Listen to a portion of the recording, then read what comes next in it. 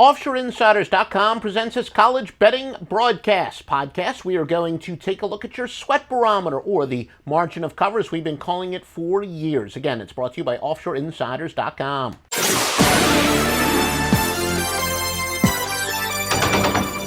Now, one of the statistics that I've used for decades, I called it margin of cover, and then maybe about 10 years ago, Chad Millman of ESPN.com, when he was really their gambling writer, it became in vogue, and he called it the sweat barometer. I guess that's kind of cute. But it basically measures how much a team covers by. It's similar to a margin of victory, but instead of how much they win or lose by, it is based on how much they cover by. And the theory, those people who like to use this statistic, they say this is a great way to isolate which teams have gone, or which teams are the most overrated and underrated.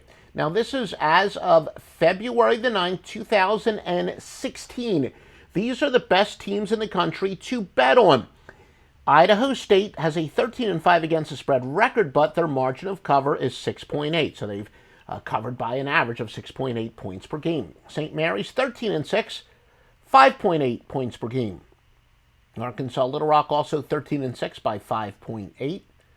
Iowa 13-7, but a 5.6 points per game margin of cover. Seton Hall 16.6 plus 5.1 margin of cover.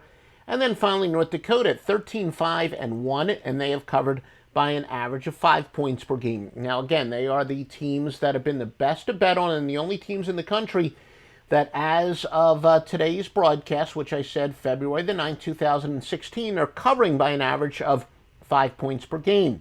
Now, what are the best teams to bet against? Well, Southern Utah, 3-16 this year. Average margin of cover, minus 9.1. That's right, they are losing to the Vegas spread by an average of 9.1 points per game. VMI next, 3-13, minus 7.3. Northern Arizona, 5-12, minus 6.7. LaSalle, 5-13, minus 5.4. The Billikens of St. Louis, 5-13, minus 4.9. And then Minnesota, 7-14, minus 4.8.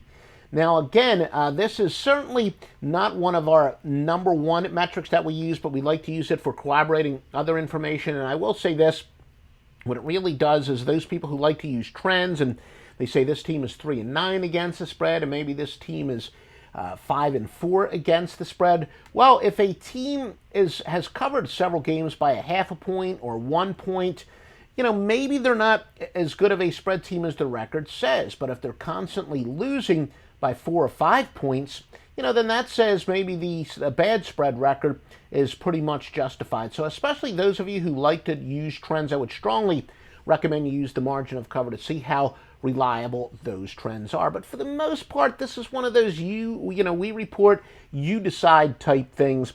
Not a humongous fan of the margin of cover, but it is good for corroborating data. And in fact, really, our regression to the mean statistic says when there's a big variance in the margin of cover, you actually go with the worse team. But we do have some margin of cover statistics that are stored in our database, so make sure you get those winners each and every day at OffshoreInsiders.com, www.offshoreinsiders.com.